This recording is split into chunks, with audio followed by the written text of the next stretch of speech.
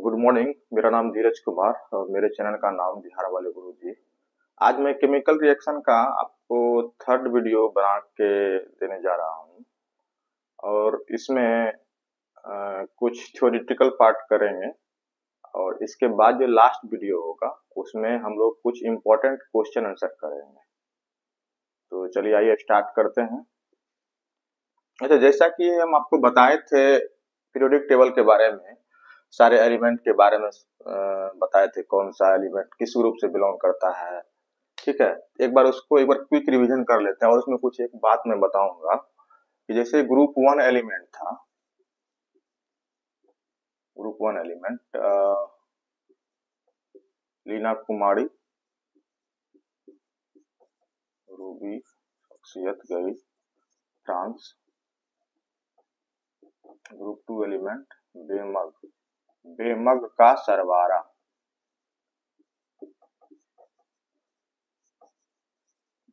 उसके बाद हम लोग जंप किए थे ग्रुप थ्री और से लेके 12 तक को छोड़ के हम बोले थे ये सारे एलिमेंट होते हैं ट्रांजिशन एलिमेंट। अभी आपको उसका नीड नहीं है। उसमें ट्रांजिशन मेटल में जो भी एलिमेंट आपको यूज में आएंगे वो रिएक्टिविटी सीरीज में आपको दे दिया गया है। तो यहाँ के बाद चलते हैं हम लोग ग्रुप 13 एलिमेंट के बारे में बोले थे आपको। ग्रुप 13 एलिमेंट ये लिथियम है, एटॉमिक नंबर 3, बेरिलियम 4, इसके बाद क्या था बोरोन, एटॉमिक नंबर 5। तो इसका था बोरोन फैमिली, बल्गा इंटी, बल्गा इंटी। उसके बाद ग्रुप 14 था कार्बन फैमिली, शशि, गे, सन, पब। उसके बाद ग्रुप 15 था नपास,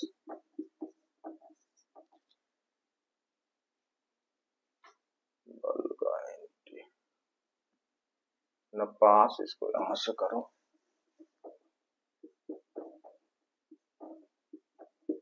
नपास, सब, बी। उसके बाद था ऑक्सीजन फैमिली, ग्रुप 16, ओ से ते ओ। उसके बाद ग्रुप 17 था F C L P R I. अच्छा, इसमें ये ऑक्सीजन फैमिली, अच्छा इसका कोई हम ट्रिक नहीं बताए थे, इसको याद रखना है आपको। ग्रुप 17 बहुत इंपॉर्टेंट फैमिली है जिसको बोलते हैं salt maker family, halogen family का नाम दिए थे। उसके बाद था नोबल गैस, ग्रुप 18। अच्छा, इसमें देखो ये ग्रुप 13 से लेके ग्रुप 16 तक में हम बात करते हैं। इसमें ये जो है ये बोरोन, बोरोन क्या होता है हम वैसे आपको बताए थे ग्रुप 1, 2 और 3 मेटल होता है, ठीक है। लेकिन ग्रुप 13 में जो है ये पहला एलिमेंट क्या होता है, ये मेटलॉइड्स होता है। तो मेटलॉइड्स कैसे हम लोग पता करेंगे, तो ग्रुप 13 का पहला एलिमेंट क्या होता है, मेटलॉइड्स होता है। इसके बाद आप डायगोनली आ जाओ, डायगोनली दो एलिमेंट को लो, ये भी मेटलॉइड्स होता है। फिर इसके बाद डायगोनली आओ, फिर दो एलिमेंट को उठाओ, ठीक है। ये सारे क्या होते हैं, मेटलॉइड्स होते हैं। इसको याद में रखोगे आप। मेटलॉइड्स क्या होता है, जो मेटल की तरह भी ट्रीट करेगा और नॉन मेटल की तरह भी ट्रीट करेगा, यानी कि आप 5 मेटलॉइड्स याद रखोगे। एक मेटलॉइड्स को हो गया बोरोन, सिलिकॉन, जर्मेनियम, आर्सेनिक और एंटीमोनी, इतना याद रखोगे। चलो ठीक है। अच्छा, अब ग्रुप जो भी मेटल होता है, ग्रुप 1, 2 और 13 बोले थे आपको मेटल होता है। ग्रुप 1 का वैलेंसी आपको बोले थे 1 होता है और इसका वैलेंस इलेक्ट्रॉन भी 1 होता है। ग्रुप 2 है, यहाँ 2 है तो इसका वैलेंसी भी 2 होगा और वैलेंस इलेक्ट्रॉन भी 2 होगा। और ग्रुप 13 में बोले थे 3 को देखोगे आप, इसका वैलेंसी क्या हो जाएगा, 3 हो जाएगा और वैलेंस इलेक्ट्रॉन भी 3 हो जाएगा। ग्रुप 14 में इसका वैलेंसी क्या हो जाएगा, 4 और वैलेंस इलेक्ट्रॉन भी 4 हो जाएगा। बट यहाँ पर ग्रुप 15 के बाद 15 में क्या हो जाएगा, 5 हो जाएगा। वैलेंस इलेक्ट्रॉन सही है लेकिन वैलेंसी आपको बोले थे 4 से ज्यादा नहीं होता है, तो इसको 8 में से 5 माइनस करके हम लोग वैलेंसी बताए थे। सिमिलरली इसके लिए भी, सिमिलरली इसके लिए भी, ठीक है। और एटॉमिक नंबर निकालने के लिए, फाइंड करने के लिए आपको बताए थे, मैजिक नंबर बताए थे, उसको आप रिकॉल कर लोगे। एक और चीज क्या है कि ये याद रखोगे आप, ये जो होता है आपको ऑक्साइड ऑफ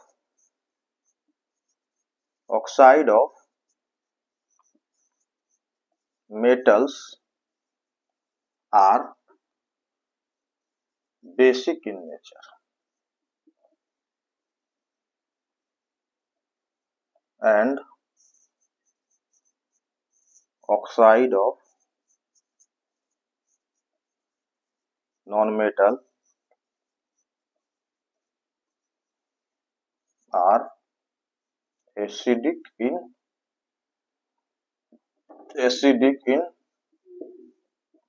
nature। यानी कि बेसिक इन नेचर क्या होगा, इसका पीएच का वैल्यू ग्रेटर देन 7 और इसका पीएच का वैल्यू लेस देन 7। क्लियर है। अच्छा, इसमें ये oxide of non metals are acidic in nature, लेकिन इसमें 4 कंपाउंड ऐसे हैं ऑक्साइड हैं नॉन मेटल का जो कि न्यूट्रल होता है, उसको याद रखना ही रखना है। एक होता है आपको कार्बन मोनोऑक्साइड, ये क्या है कार्बन मोनोऑक्साइड, और एक है N2O, इसको बोलते हैं हम लोग नाइट्रस ऑक्साइड। एक होता है water, carbon monoxide N2O H2O, और एक NO नाइट्रोजन मोनोऑक्साइड। ये 4 ऑक्साइड क्या होता है न्यूट्रल होता है, और इन चारों का पीएच इक्वल टू कितना होगा 7। ठीक है, याद रखना है इसको। ठीक है, अब इसके बाद हम लोग आगे बढ़ते हैं केमिकल रिएक्शन में।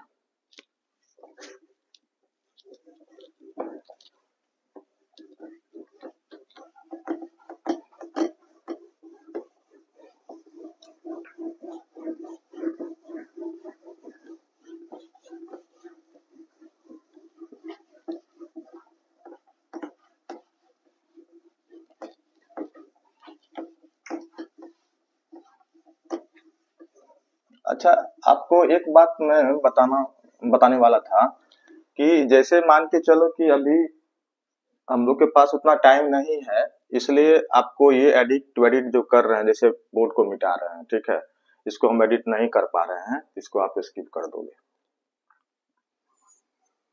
चलो, अगला टॉपिक है characteristic of chemical reaction.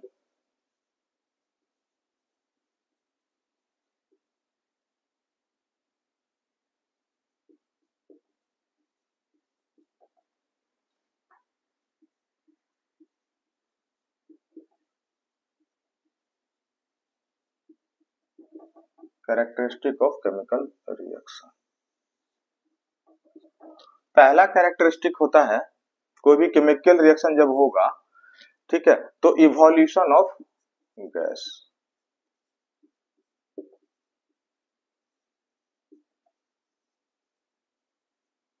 Evolution of gas, जैसे मान के चलो कि एक रिएक्शन लेते हैं, इसका एग्जांपल क्या हो जाएगा, जैसे Zn plus H2SO4 dilute ZnSO4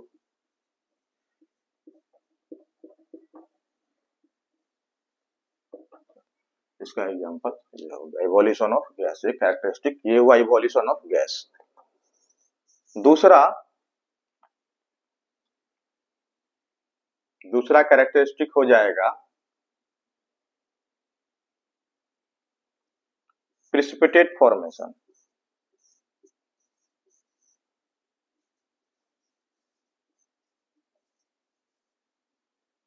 precipitate formation आपको बताए थे, प्रिसिपिटेट रिएक्शन उसमें बताए थे कोई भी डबल डिस्प्लेसमेंट रिएक्शन जो होगा, अगर प्रोडक्ट इनसॉल्युबल प्रोडक्ट फॉर्म हो रहा है तो उसी को बोलते हैं हम लोग प्रिसिपिटेट फॉर्मेशन। इसका एक कैरेक्टरिस्टिक भी है प्रिसिपिटेट फॉर्मेशन, जैसे हम लोग एग्जांपल लिए थे AgNO3 एक्वस, और ये सारा कुछ बात बताए थे आपको। एक्वस यहाँ पे क्यों हम लिख रहे हैं, प्लस NaCl एक्वस, ये क्या बनाएगा AgCl solid plus NaNO3।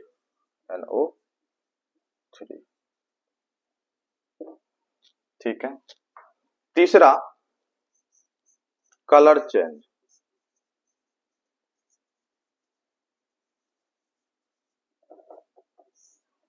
Colour change में क्या होगा, जैसे कोई भी रिएक्शन है तो कलर का भी चेंज हो सकता है। जैसे मान के चलो इसका एग्जांपल है Pb3O4, इसको याद भी रखने बोले थे आपको। सॉलिड ये होता है रेड कलर का, और इसको जब हीट करेंगे ये बन जाएगा येलो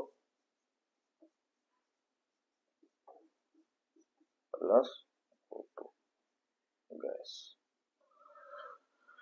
ये हुआ। और एक है चेंज इन टेम्परेचर।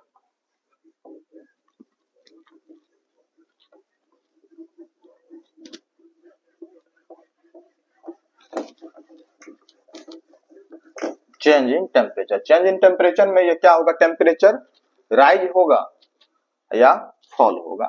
जैसे टेम्परेचर राइज का मतलब क्या हो गया, एक्सोथर्मिक रिएक्शन और एक होता है एंडोथर्मिक रिएक्शन। तो एक्सोथर्मिक रिएक्शन क्या हो जाएगा, ऐसा केमिकल रिएक्शन जो कि जिसमें हीट का इवोल्यूशन होता है। एक्सोथर्मिक रिएक्शन में क्या बोलेंगे, जिसमें हीट का इवोल्यूशन होता है, ठीक है, उसको क्या बोलेंगे हम लोग, एक्सोथर्मिक रिएक्शन। फोर्थ पॉइंट क्या हो जाएगा, change in temperature.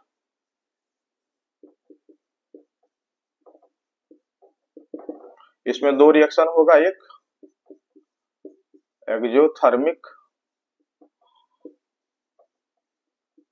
Reaction. Exothermic reaction में क्या हो जाएगा, इवोल्यूशन ऑफ हीट रिएक्शन, जैसा रिएक्शन जिसमें इवोल्यूशन ऑफ हीट होगा। जैसे मान के चलो C+O2, ये क्या हो जाएगा, CO2 गैस प्लस हीट।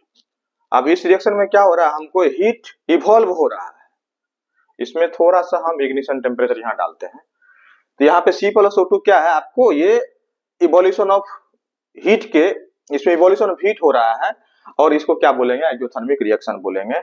अब इसको एक्सोथर्मिक रिएक्शन में क्या, प्लस हीट प्लस क्यू, यहाँ पे हीट निकल रहा है, प्लस क्यू का मतलब क्या हुआ, हीट इवॉल्व हो रहा है, और इसका हीट ऑफ इंथैल्पी लिखेंगे डेल्टा एच, एक टर्म होता है। अब यहाँ प्लस क्यू है तो इसका लिखेंगे माइनस क्यू। यानी एक्सोथर्मिक रिएक्शन के लिए, एक्सोथर्मिक रिएक्शन के लिए डेल्टा एच का वैल्यू क्या हो जाएगा, नेगेटिव हो जाएगा। इसी में दूसरा रिएक्शन होगा एंडोथर्मिक रिएक्शन।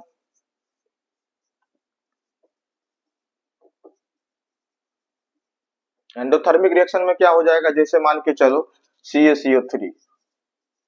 अब इसमें देखो यहाँ पे, इसमें प्रोडक्ट साइड में हीट प्लस में है, इसमें हम लोग रिएक्टेंट साइड में देते हैं प्लस में क्यू हीट, उसी को हम लोग यहाँ पे एरो पे लिखते हैं, ये डेल्टा का साइन देते हैं, हीट का सिंबल, मतलब हीट हम लोग दे रहे हैं, ठीक है। यहाँ पे चाहे प्लस क्यू लिखो चाहे इस पे लिखो, ये क्या बन जाता है, CaO प्लस CO2। अब ये प्लस क्यू इधर है, तो अब इसको उठा के अगर हम लोग राइट साइड में ले जाएंगे तो ये माइनस क्यू बन जाएगा कि नहीं।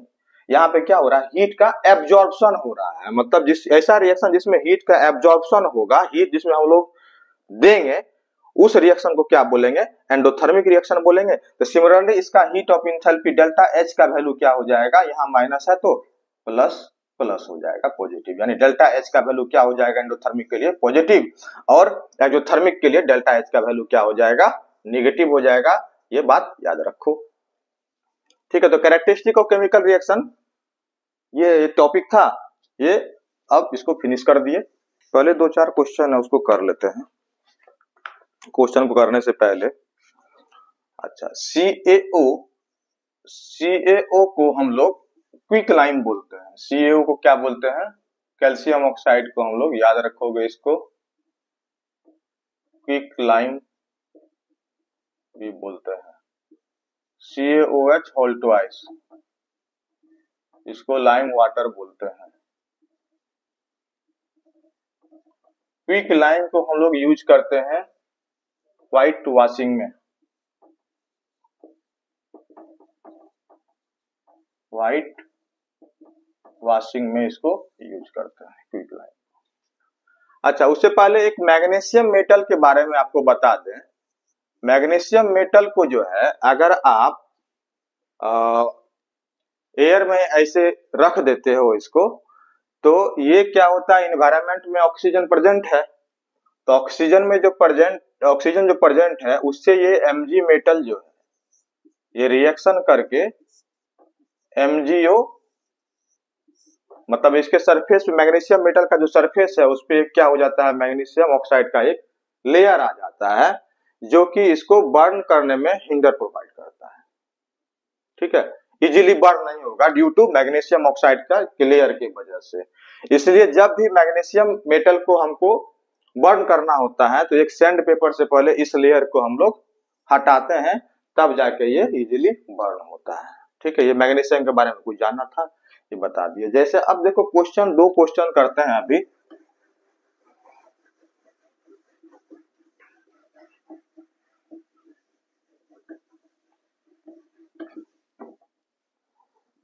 पहला क्वेश्चन है आपको, give an example of each thermal decomposition and photochemical decomposition reactions, right relevant balance chemical equation. कर लोगे?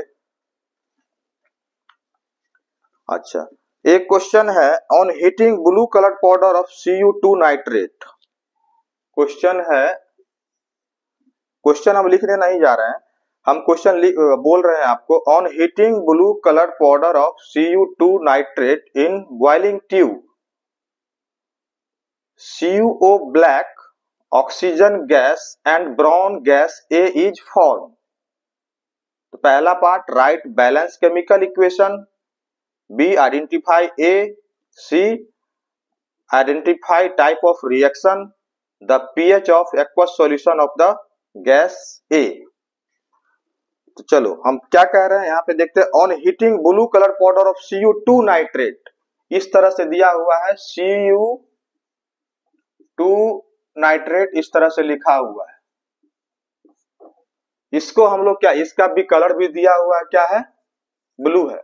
अब बताओ Cu2 नाइट्रेट का केमिकल फार्मूला क्या हो जाएगा, यानी Cu2, इसमें कॉपर का वैलेंसी 2 यूज करने बोला है, यानी कॉपर का वैलेंसी इसमें क्या हो गया, 2 हुआ, और नाइट्रेट का वैलेंसी, नाइट्रेट का क्या होता है, NO3 माइनस, यानी इसका वैलेंसी 1 हुआ।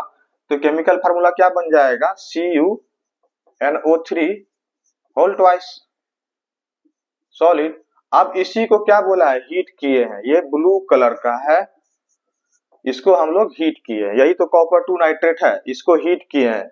हीट करने पे आपको देखो रिएक्शन सिंपल, इसको देखे आप, हीट किए हैं, ये तो आपको पता है, जो भी मेटल नाइट्रेट होता है उसको हम लोग हीट करते हैं तो क्या फॉर्म होता है, मेटल का oxide plus NO2 plus O2। इसमें दे भी दिया है, तो हमको दे चाहे नहीं दे उससे क्या फर्क पड़ता है, हम तो पहले बता ही दिए इसको मेमोराइज करने के लिए।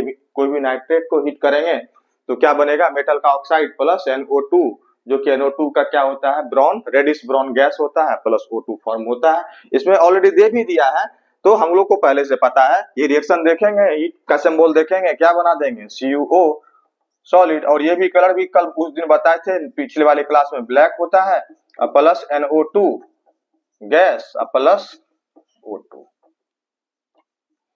तो इसका क्या होता है, रेडिश ब्राउन, रेडिश ब्राउन। अब इसी में क्या हो रहा है कि अब बोल रहा है वही इसी गैस के बारे में बोल रहा है, रेडिश ब्राउन गैस के बारे में बोल रहा है, और यही क्या बोला है, A है। तो A क्या मिल गया हमको, NO2 मिल गया हमको A। अच्छा, उसके बाद बोल रहा है इसमें राइट बैलेंस्ड केमिकल इक्वेशन। इसको बैलेंस करने के लिए क्या करेंगे हम लोग, तो बैलेंस करने के लिए सबसे पहले बोले थे मेटल को बैलेंस करते हैं, तो मेटल यहाँ पे एक है, कॉपर एक, यहाँ भी इधर भी कॉपर एक है, तो मेटल ऑलरेडी बैलेंस है। उसके बाद देखेंगे नॉन मेटल, नॉन मेटल में क्या है, नाइट्रोजन है, नाइट्रोजन इधर कितना है, इधर नाइट्रोजन है आपको 2 नाइट्रोजन है, और इधर कितना नाइट्रोजन है, एक ही नाइट्रोजन है, तो सबसे पहले यहाँ पे हम 2 लगा दिए, नाइट्रोजन बैलेंस हो गया। उसके बाद पहला स्टेप पे आएंगे, देख लेंगे कॉपर कहीं डिसबैलेंस तो नहीं हो गया है, तो नहीं, कॉपर में कोई छेड़छाड़ नहीं हुआ है, कोई दिक्कत नहीं है।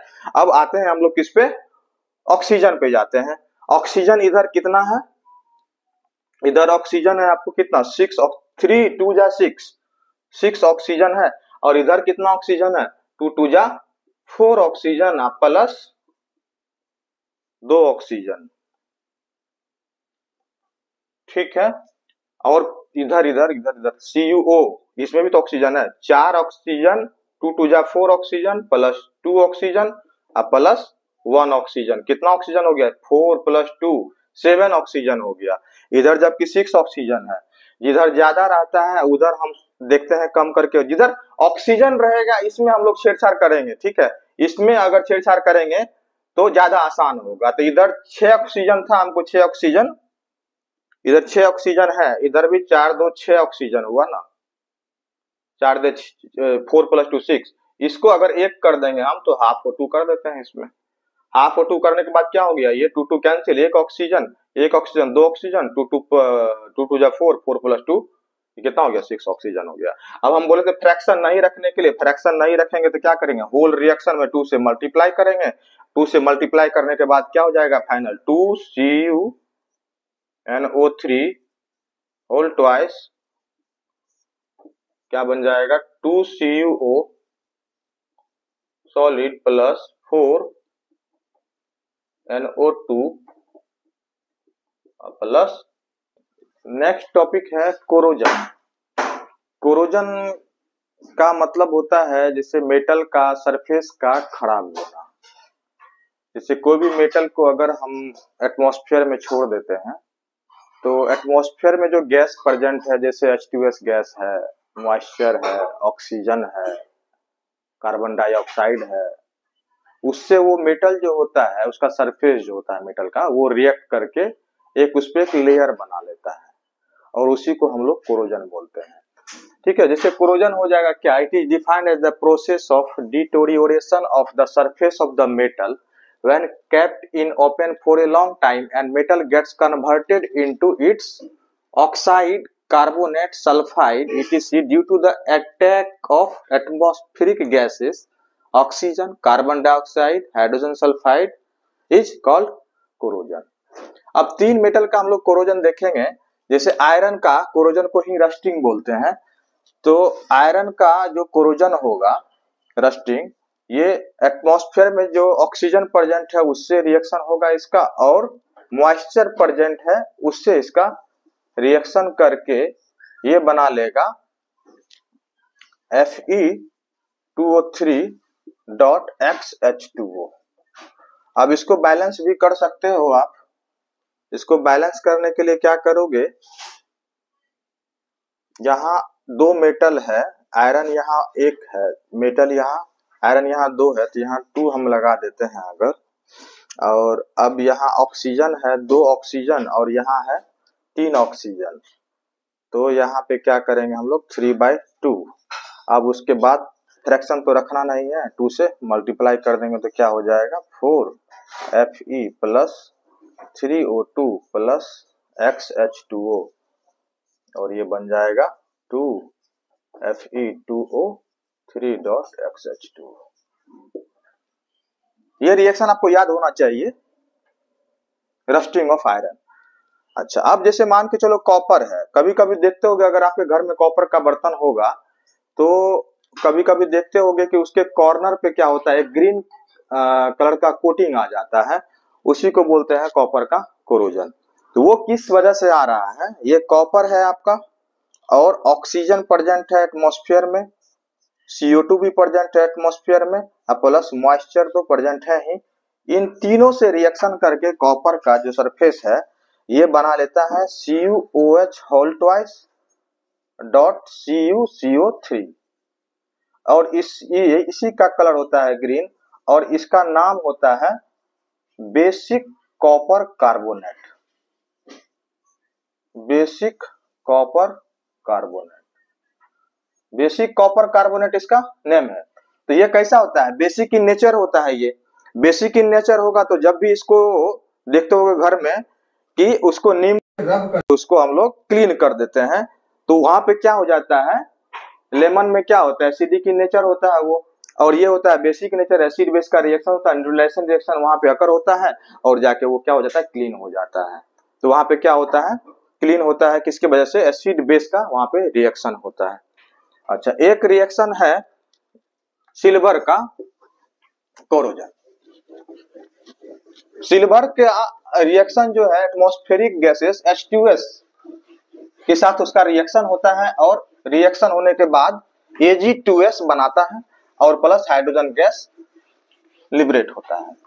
तो और Ag2S का कलर जो होता है वो ब्लैक कलर का होता है, इसीलिए आयरन ये सिल्वर जो है, सिल्वर अगर देखते होगे सिल्वर का जो जैसे चेन वेन पहनते हो तो 6-7 महीना के बाद क्या होता है, उस पे एक मतलब उसका जो चमक है, चमक गायब हो जाता है, थोड़ा सा ब्लैकनेस आ जाता है। तो ब्लैकनेस किसके वजह से आता है, तो ये होता है जैसे Ag सॉलिड प्लस, अभी क्या है Ag एकदम व्हाइट है, और यहाँ H2S गैस जो एटमॉस्फेयर में प्रेजेंट है, इसके साथ रिएक्शन करके क्या बना लेगा ये Ag2S। ये कैसा होता है, ये ब्लैक, और ये सॉलिड प्लस हाइड्रोजन गैस। तो ये हो गया आपको सिल्वर का। चल, अब ये कोरोजन को हम लोग प्रिवेंट कैसे करेंगे, हाउ टू प्रिवेंट कोरोजन।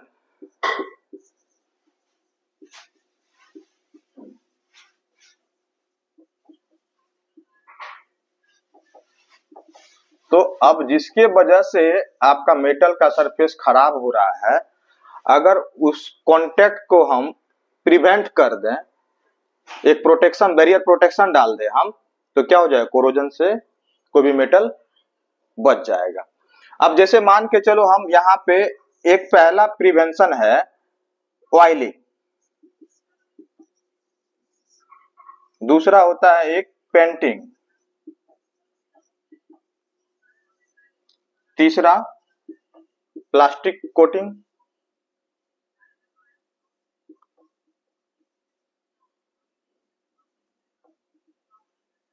ये सब क्या कर रहा है, एक तरह से मेटल और एटमॉस्फेयर के बीच में क्या आ रहा है, बैरियर प्रोटेक्शन आ जा रहा है, मतलब कांटेक्ट खत्म कर दे रहा है आपको ऑक्सीजन के साथ, चाहे कार्बन डाइऑक्साइड के साथ, चाहे H2S के साथ। अच्छा, तीसरा होता है क्या, गैल्वेनाइजेशन।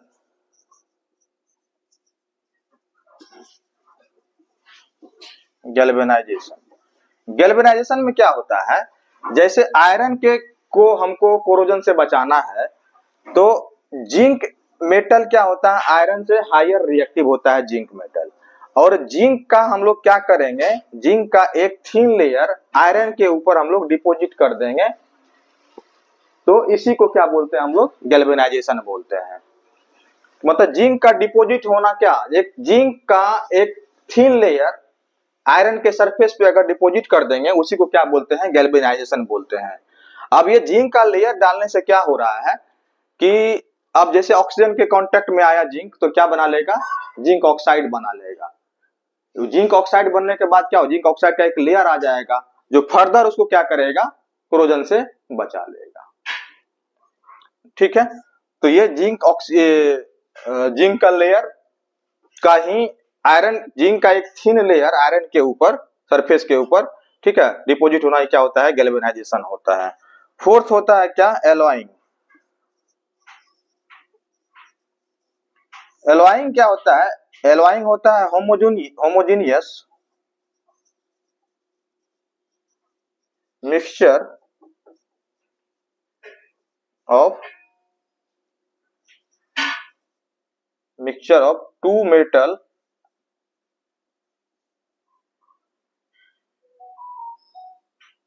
टू और मोर मेटल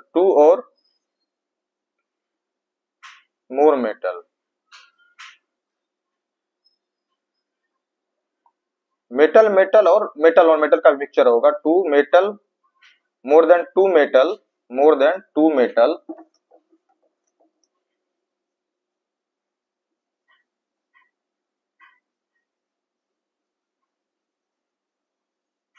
और मेटल एंड नॉन मेटल। ये एलॉइंग करने से क्या हो जाता है, जो भी मेटल का प्रॉपर्टी होता है वो फुली चेंज हो जाता है। ठीक है, जैसे अब आयरन है, आयरन में हम लोग क्या करेंगे, अगर कार्बन मिक्स कर देते हैं तो ये बन जाता है स्टील। अब स्टील का प्रॉपर्टी जो होता है, अब आयरन क्या होता है, मैग्नेटिक नेचर का होता है स्टील, जबकि मैग्नेटिक नेचर का नहीं होता है। ये टोटल का टोटल प्रॉपर्टीज क्या हो जाता है, चेंज हो जाता है, और हम लोग कोरोजन से प्रिवेंट कर लेते हैं एलॉइंग करके। ठीक है, तो ये था एलॉइंग। अब इसके बाद एक होता है रेंसिडिटी। जिस तरह से मेटल का सरफेस का खराब होना को नाम दिए हम लोग कोरोजन, उसी तरह से कोई फूडी मटेरियल है, ऑयल कंटेनिंग फूड मटेरियल, ठीक है, वो क्या होता है, उसमें जो ऑयल होता है वो ऑक्सीडाइज हो जाता है, ऑक्सीजन के प्रेजेंस में ऑक्सीडाइज हो जाता है। उसका ऑक्सीडाइज होना मतलब ऑयल कंटेनिंग फूड मटेरियल का ऑक्सीडाइज होना, ऑक्सीडाइज होने से क्या होगा, उसका टेस्ट चेंज हो जाता है, उसका स्मेल चेंज हो जाता है, और उसी को हम लोग क्या बोलते हैं, रेंसिडिटी। मतलब एक तरह से मेटल का सरफेस का खराब होना हो गया कोरोजन, और फूड मटेरियल का खराब होना, उसको नाम दे देंगे हम लोग क्या, रेंसिडिटी। ठीक है।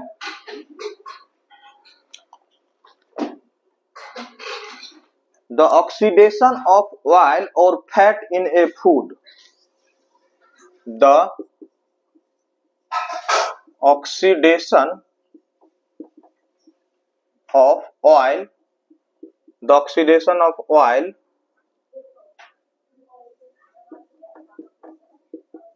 containing food is called rancidity. Rancidity मतलब oxidation of oil containing food, जैसे कोई भी, अच्छा इसमें और कुछ रह गया है,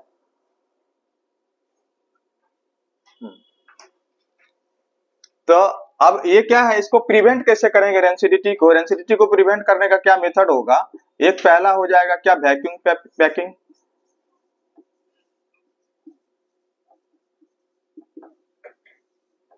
अब ये जैसे कोई भी फूड मटेरियल है, उसमें अगर ऑयल प्रेजेंट है, उसका ऑक्सीडेशन होने से क्या हो जाएगा, उसका टेस्ट चेंज हो जाएगा और इसका स्मेल भी चेंज हो जाएगा, उसी को क्या बोलते हैं, रेंसिडिटी बोलते हैं। अब ये रेंसिडाइज किसके वजह से हो रहा है, ऑक्सीजन की वजह से हो रहा है। अब हम ऑक्सीजन को यहाँ रिमूव कर देंगे तो क्या हो जाएगा, रेंसिडिटी, उसका रेंसिडाइज नहीं होगा। तो वैक्यूम पैकिंग में क्या ऑक्सीजन है ही नहीं, तो क्या होगा इसका, ये खराब नहीं होगा, रेंसिडाइज नहीं होगा। दूसरा, अगर हम एयर को रिप्लेस कर दें, रिप्लेस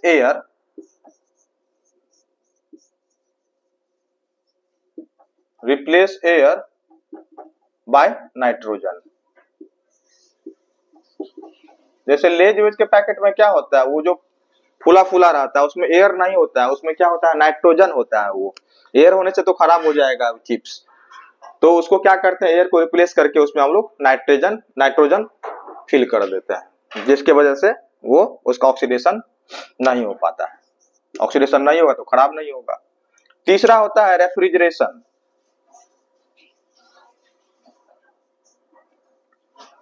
रेफ्रिजरेशन में क्या होता है, ऐसा नहीं होता कि रेंसिडाइज नहीं होगा, रेंसिडाइज का प्रोसेस क्या होता है, वो स्लो हो जाता है, मतलब लो टेम्परेचर पे ऑक्सीडेशन का जो प्रोसेस है वो काफी स्लो हो जाता है। इसीलिए कोई भी खाना वाना, कोई फूड मटेरियल है, वो हम लोग रेफ्रिजरेट करने पे क्या होता है, बहुत दिन तक खराब नहीं होता है। मतलब process of oxidation, process of oxidation is very slow at low temperature। ठीक है। फोर्थ नंबर यूज करते हैं हम लोग एंटीऑक्सीडेंट यूज करके। एंटीऑक्सीडेंट भी यूज करेंगे हम लोग, BHA यूज करेंगे, BHT यूज करेंगे। BHA का फुल फॉर्म होता है ब्यूटाइलेटेड हाइड्रोक्सी एनिसोल। ये सब एंटीऑक्सीडेंट है। इन चारों का पूछता है रेंसिडिटी डिफाइन करने के लिए, रेंसिडिटी लिख दोगे, the oxidation of oil containing food is called rancidity. अब इसमें पूछेगा आपको कि how can you prevent rancidity, तो ये सारा चीज हम लोग इसमें से 2 पूछेगा या 3 पूछेगा, इतना पता होना चाहिए आपको। ठीक है। अब है क्या, कोरोजन हो गया, रेंसिडिटी हो गया।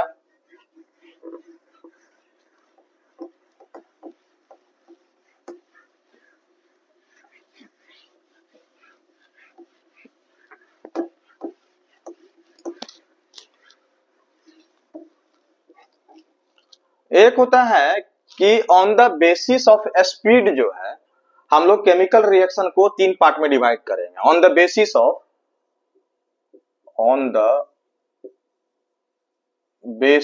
Of speed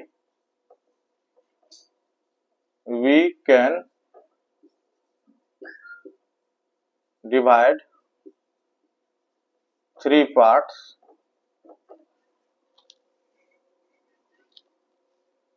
we can divide 3 parts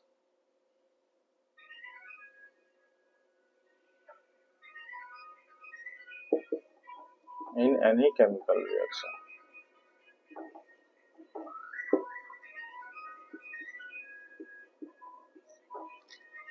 एक होता है क्या, instantaneous reaction.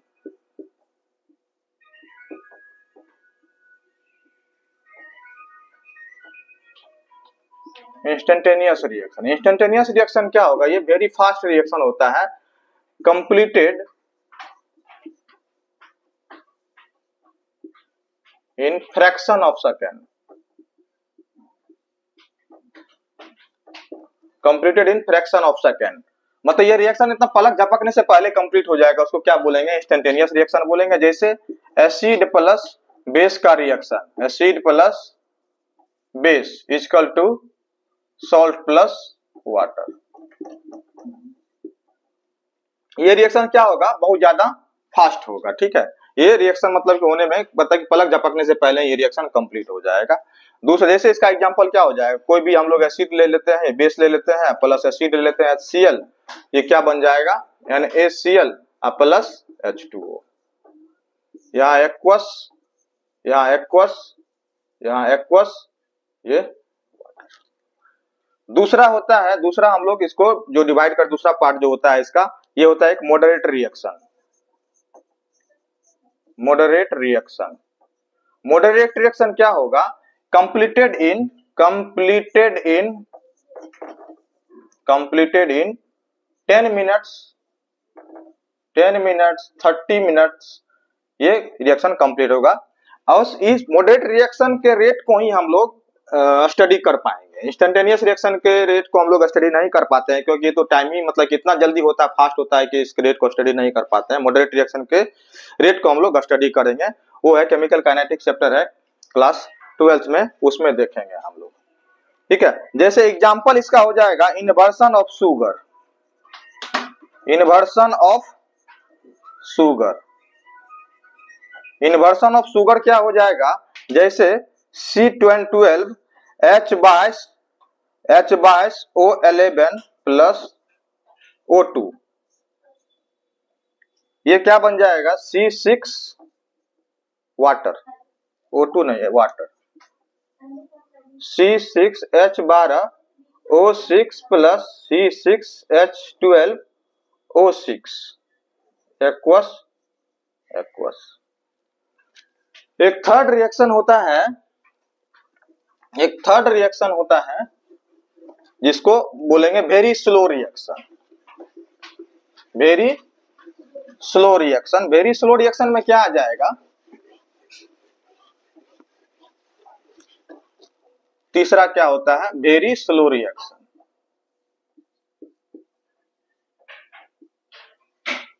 Very slow reaction में क्या, completed in long time, long time जैसे मान के चलो 3 मंथ हो गया, 6 मंथ हो गया, 1 साल हो गया, ठीक है, completed in very long time. जैसे rusting of iron, rusting of iron, iron को रस्ट होने में कितना टाइम लगता है, 4 महीना 5 महीना, रस्टिंग ऑफ आयरन। और इसका इक्वेशन हम लोग जानते हैं, Fe plus O2 plus XH2O, ये क्या बन जाएगा, Fe2O3 डॉट XH2O, और ये कैसा होता है, ब्राउन कलर का होता है, ठीक है। अब ये चीज था, अच्छा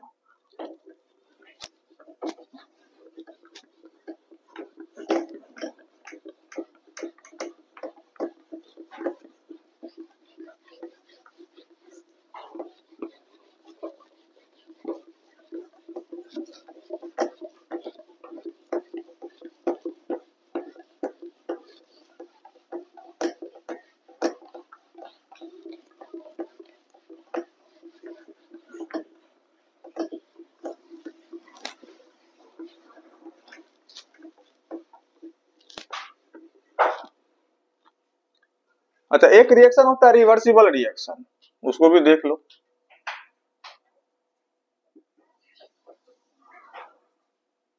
रिवर्सिबल रिएक्शन ये क्या होता है, जैसे मान के चलो N2 प्लस 3H2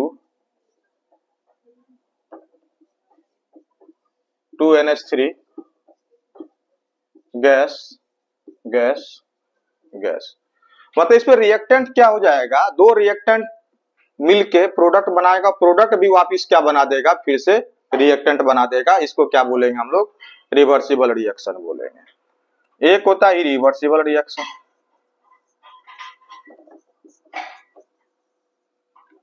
इरिवर्सिबल जैसे Zn plus H2SO4 ZnSO4 plus H2 gas. अब ये जो रिएक्शन है क्या है, इरिवर्सिबल रिएक्शन है। इसमें दो रिएक्टेंट मिलके प्रोडक्ट बनाया, अब ये दोनों प्रोडक्ट जो है मिलके वापिस Zn प्लस H2SO4 नहीं बनाएगा। जैसे मान के चलो C प्लस O2 CO2, अब CO2 टूट के C प्लस O2 नहीं बनाएगा, इसको क्या बोलेंगे, इरिवर्सिबल रिएक्शन बोलेंगे।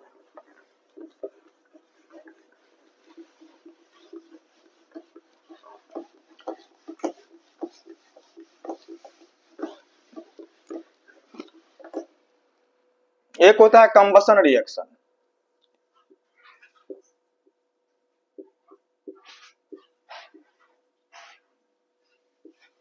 कंबसन रिएक्शन में क्या होगा, इसके लिए कंबसन रिएक्शन के लिए तीन कंडीशन होना चाहिए। एक पहला क्या होना चाहिए, कंबस्टिबल सबस्टांस होना चाहिए।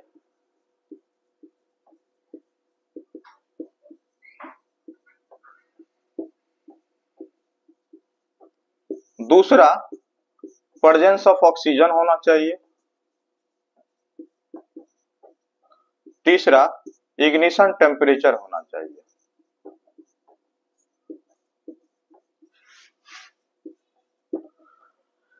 मतलब ये क्या हो जा रहा है, जैसे मान के चलो इग्निशन टेम्परेचर क्या होता है, ऐसा टेम्परेचर जिस टेम्परेचर कोई भी सबस्टांस क्या होना चाहिए, बर्न हो जाए, बर्न होना उसका जलना स्टार्ट हो जाए, उसको क्या बोलेंगे, इग्निशन टेम्परेचर बोलते हैं। तो कोई भी चीज को जलने के लिए एक तो ये चीज तो होना ही चाहिए, ऑक्सीजन का होना जरूरी है, तभी कोई भी सबस्टांस बर्न होगा, और इग्निशन टेम्परेचर का भी होना जरूरी है, तभी कोई भी सबस्टांस बर्न होगा। जैसे मान के चलो हम लोग जैसे गैस ऑन करते हैं तो वहां पे लाइटर हम लोग ऑन जलाते हैं, तो लाइटर जला के क्या करते हैं हम लोग, उस गैस को इग्नाइट करते हैं, जलाते हैं। फिर जलाने के बाद ये कंबसन रिएक्शन जो होता है, ये एक्जोथर्मिक रिएक्शन होता है, एक्जोथर्मिक रिएक्शन होता है। और इसका डेल्टा एच क्या हो जाएगा, माइनस, नेगेटिव होगा इसका डेल्टा एच। और ये एक्जोथर्मिक रिएक्शन क्या बोले थे आपको, इवोल्यूशन ऑफ हीट होता है इसमें, और एंडोथर्मिक में एब्जॉर्प्शन ऑफ हीट होता है, इसमें इवोल्यूशन ऑफ हीट होता है। अब जैसे मान के चलो C प्लस O2 है, CO2 गैस बन रहा है, अब प्लस इसमें हीट भी इवॉल्व हो रहा है। अब यहाँ पे थोड़ा सा इग्निशन टेम्परेचर हमको देना पड़ेगा, यहाँ पे इसको जलाने के लिए, एक बार खाली जलाने के लिए हमको थोड़ा सा इनिशिएट करना पड़ेगा। इनिशिएट करने के लिए हम लोग क्या करते हैं, इग्निशन टेम्परेचर डालते हैं। फिर से क्यों नहीं डालना पड़ता है, क्योंकि ये क्या होता है आपका, ये एक्जोथर्मिक रिएक्शन होता है। अब उसके बाद स्टार्टिंग के लिए हमको इग्निशन टेम्परेचर देना पड़ेगा, उसके बाद ये एक्जोथर्मिक रिएक्शन होता है, और यही हीट क्या होता है यहाँ पे यूज हो जाता है, और बार बार हमको हीट नहीं देना पड़ता, सिर्फ एक बार हमको क्या देना पड़ेगा, हीट इग्निशन टेम्परेचर देना पड़ेगा। और ये था आपका कंबसन रिएक्शन। इसके बाद और थ्योरी में तो कुछ नहीं रहा, ठीक है। अब इसके बाद नेक्स्ट वीडियो में आपको क्वेश्चन कराएंगे, टोटल हम आपको 35 to 40 क्वेश्चन कराएंगे। उसके बाद आप केमिकल रिएक्शन का कोई भी क्वेश्चन उठाना, किसी भी मटेरियल से उठाना, अगर नहीं बनता है तब आप हमें बताना। और इतना काफी रहेगा आपको बोर्ड एग्जाम के लिए, जितना मैं बता दूंगा उससे ज्यादा कुछ भी नहीं रहेगा।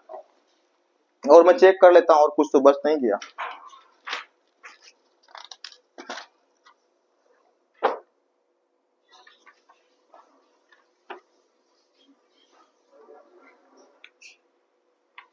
अच्छा, एक और चीज स्टार मार्क के इसको हम दे देते हैं। जैसे ये डिकम्पोजिशन रिएक्शन क्या होता है, एंडोथर्मिक रिएक्शन होता है, लेकिन decomposition of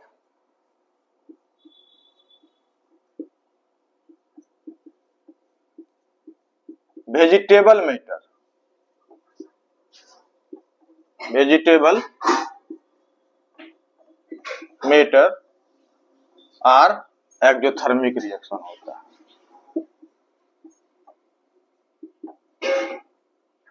decomposition vegetable matter ये क्या होता है? एक्सोथर्मिक रिएक्शन होता है। ये चीज दिमाग में रखो। एक रिएक्शन और याद रखना डिकम्पोजिशन रिएक्शन का, KClO3 इसको जब हीट करेंगे तो ये सॉलिड, ये भी सॉलिड और प्लस O2 गैस हमको मिलता है।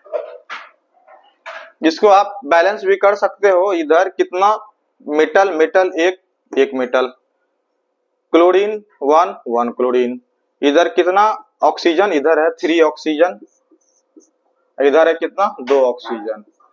जो सिंगल ऑक्सीजन प्रोडक्ट रहेगा उसी में छेड़छाड़ करोगे ज्यादा अच्छा रहेगा। यहाँ कितना है 3 ऑक्सीजन है, यहाँ कितना है 2 ऑक्सीजन है। ऑड इवन का चक्कर हो गया तो हम लोग फ्रैक्शन लगाना पड़ेगा, तो यहाँ पे क्या करते हैं हम लोग 3/2 लगा दे रहे हैं, फिर 2 से मल्टीप्लाई कर देते हैं, तो क्या हो जाएगा 2 KClO3 2 KCl plus 3 O2 gas. ठीक है, ये भी रिएक्शन इंपॉर्टेंट। ठीक है, ये बात भी आप दिमाग में रखोगे। और इस तरह से आपका टोटल थ्योरेटिकल पार्ट जो है वो कंप्लीट हुआ। अब इसके बाद नेक्स्ट वीडियो जरूर से जरूर देखना, उसमें सारा सीन आपको क्लियर हो जाएगा। ये थ्योरेटिकल पार्ट प्लस जो आपको प्रॉब्लम वाला पार्ट होगा वो दोनों आप ध्यान से देखोगे, इससे ज्यादा कुछ नहीं रहेगा। चलो, थैंक यू।